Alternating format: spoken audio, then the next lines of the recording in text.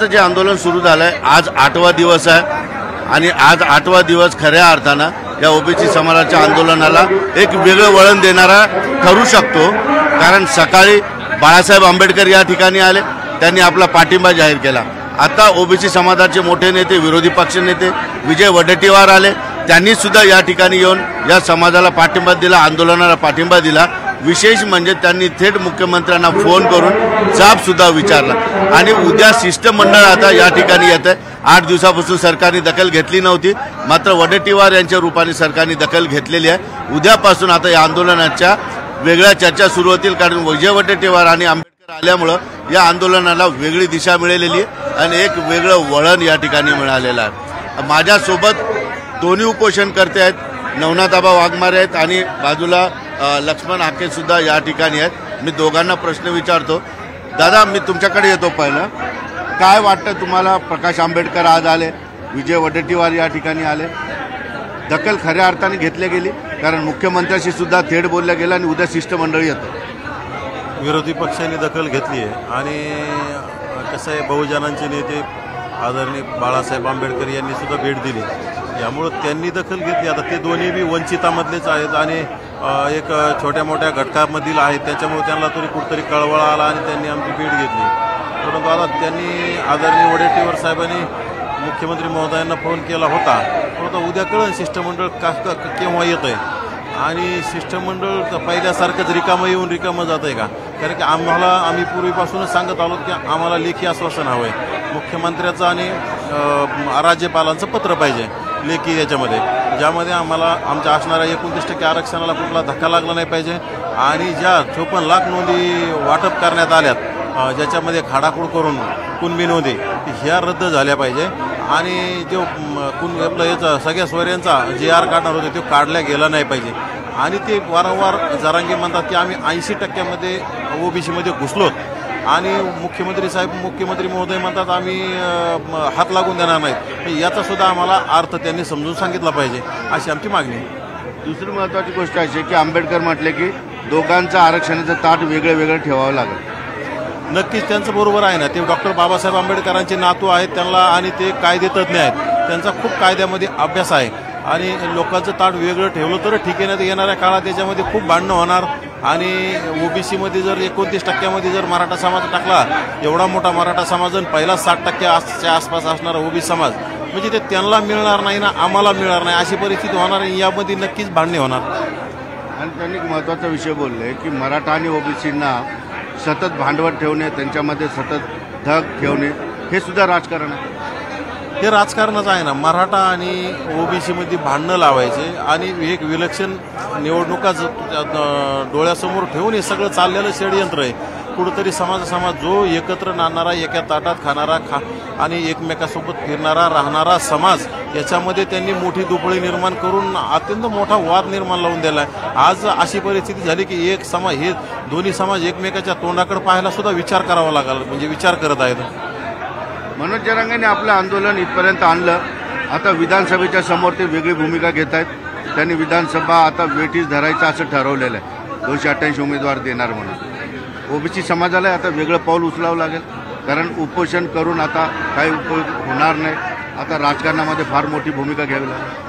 मनोज जरांगेचं ते निवडणुका लढायचं म्हणजे ती एक सरकारला कोरडी धमकी दिल्यासारखं आहे। यापूर्वी बी ते म्हणले होते याच्या विरोधात मी उमेदवार उभा करीन, त्याच्या विरोधात उभा करीन, माझे लोकसभेला सगळे उमेदवार उभा करीन, परंतु त्यांच्यात ती धमक नाही। मी म्हणतो त्यांचं मी स्वागत करीन, त्यांनी सगळे उमेदवार उभा केले पाहिजे। त्यांनी उमेदवार जर उभा केले तर नक्कीच आमच्या ओबीसीचे उमेदवार जास्त निवडून येतील। निश्चितपणे बघितलं आपण यांची भूमिका। आता लक्ष्मण हाकेंकडे सुद्धा आपण जाऊया। दादा, आजचा दिवस थोडा मला महत्त्वाचा वाटतो, कारण प्रकाश आंबेडकर आले, वडेट्टीवार आले आणि मुख्यमंत्र्यांनी शिष्टमंडळ पाठवण्याचं सुद्धा मान्य केलंय। या सगळ्या घडामोडीकडे एक उपोषणकर्ता म्हणून कसं बघता, हे सगळं वास्तवात उतरेल का? मी पॉझिटिव्ह आहे, पण शिष्टमंडळाचा काय उपयोग आहे? मी 8 दिवस झाले तुम्ही मांडताय बाजू, मी जनतेच्या दरबारात ही बाजू मांडलेली आहे, मुख्यमंत्र्यांना ही बाजू कळली नसेल का? शिष्टमंडळ येऊन अजून काय ऐकणार आहेत? पुन्हा 8 दिवस घालवणार आहेत का? थेट पत्रच आलं पाहिजे, थेट पत्रच पाठवलं पाहिजे सरकारने, तुमचं जे म्हणणं आहे तुमचं समाधान होणार? काय नाही, कलेक्टर घेऊन आले तरी चालेल। आमचं म्हणणं त्यांना पोचलेलं आहे ना.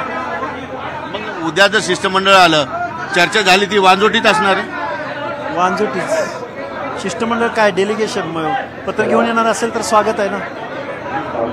पण तुमची बाजू भूमिका मांडून काय आहे हे समजून घेण्यासाठी शिष्टमंडळ देणार, मुख्यमंत्र्यांनी थेट सांगितलं. मी 8 दिवस मांडतोय ना बाजू, अजून काय ऐकायची.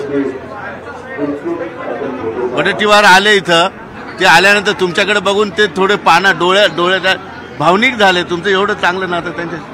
मी 5-6 वर्षापासून त्यांच्याबरोबर ओबीसीच्या काही प्रश्नावरती, ते बहुजन कल्याण मंत्री होते, आणि मग विमुक्त दिन साजरा करणं असेल किंवा मग पारधींची घरं जाळलेली असणं, आश्रमशाळांच्या संदर्भातले काही प्रश्न, मी कायम निवेदनं घेऊन जात होतो त्यांच्याकडे या लोकांची. त्यावेळी ओळख झाली, त्यांनी मला 2-4 वेळा थांबून घेतलं की तू एवढं काय करतो नक्की. मग थोडीशी आमची मैत्री वाढली आणि मग मी काही भूमिका त्यांना मांडायची. महाज्योतीची योजना प्रत्यक्षात आणण्यामध्ये वडेट्टीवार साहेबांचा मोठा हात आहे. आपल्या शब्दाला त्यांनी किंमत दिली आणि महाज्योतीची निर्मिती माननीय वडेट्टीवार साहेबांनी निर्माण केल्यानंतर महाज्योतीमध्ये काय काय असलं पाहिजे वगैरे वगैरे सगळ्या गोष्टींची बरीच आमची अटॅचमेंट होती. गोंधळ चालू असताना तुम्ही सुद्धा रडलात.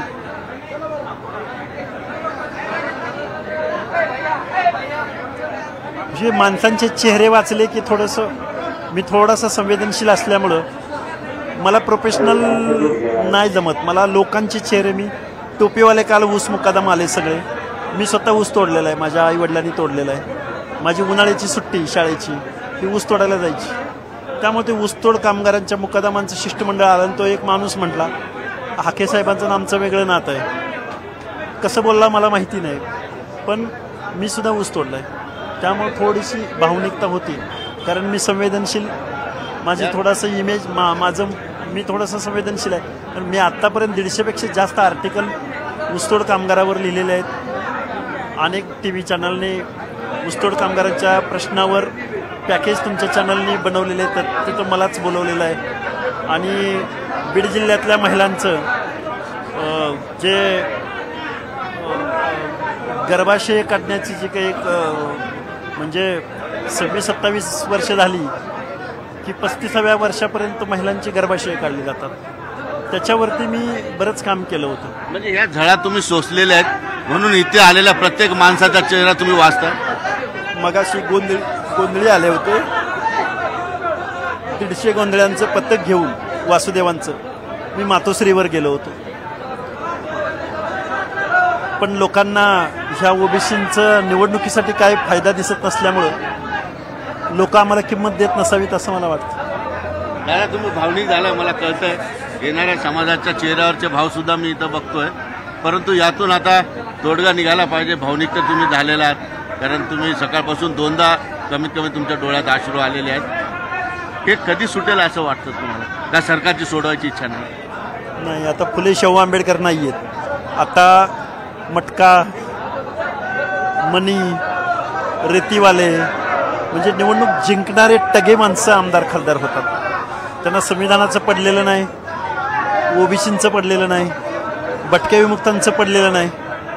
माणसांचे हक्क आणि अधिकार किड्या मुंग्याप्रमाणे चिरडले जात आहेत या संविधानामध्ये. महाराष्ट्र हा अजिबात पुरोगामी महाराष्ट्र नाही, महाराष्ट्र हा प्रतिगामी महाराष्ट्र आहे. एक महत्त्वाचा विषय थोडं पॉलिटिकल बोललं गेला सकाळी आंबेडकरांकडून, की मराठा समाज आणि ओबीसी समाजाला लढवत ठेवण्यासाठीची ही रणनीती, आपलं राजकारण साधण्यासाठी हे फार मोठं महापाप महाराष्ट्रात होतं. निश्चित महत्त्वाच्या नेत्यांकडून होत आहे. या महत्त्वाच्या नेत्यांनी जर ह्या 18 पगड आणि ओबीसीच्या मनात थोडंसं त्यांचं अंतःकरण जाणून घेतलं असतं तर ते कधीच पंतप्रधान झाले असते. त्यांचा फक्त प्रोफेशनलिझम आहे, ते मॅनेजमेंट गुरु आहेत निवडणुका जिंकण्यातले. पण ते कितीपर्यंत कुठंपर्यंत जाऊ शकतं, ठराविक लिमिटपर्यंत. जोपर्यंत तुम्ही महाराष्ट्राच्या समाज मनाला हात घालत नाही तोपर्यंत महाराष्ट्र तुमच्या बाजूला उभाच नाही राहणार. तुम्ही पैशातनं निवडणुका किती जिंकू शकता? त्यामुळे मॅनेजमेंट गुरु बाजूला ठेवा, तुम्ही आमचं अंतःकरण समजून घ्या, पंतप्रधान व्हा, आमच्या तुम्हाला शुभेच्छा आहेत. ओबीसी आणि मराठ्यांचं सेम भावना आहे. जे तुम्ही बोललाय ते जरांगेही बोलतायत, मग असा कुठं पर्याय होऊ शकतो का ओबीसी आणि मराठी एकत्रित येतील आणि तुमचं दुःखच निपटून टाकतील? खूप पर्याय आहेत.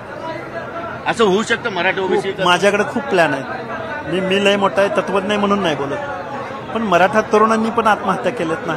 मी एवढं संवेदनशील पद्धतीने यांची बाजू मांडतोय, तर त्या आत्महत्या करणाऱ्या पोरांची बाजू मांडू शकतो ना. का नाही मांडू शकणार? का तिथं माझी काय संवेदनशीलता कुठं जाते का? पण मराठा समाजाच्या तरुणांना बेरोजगारी, नापिकी,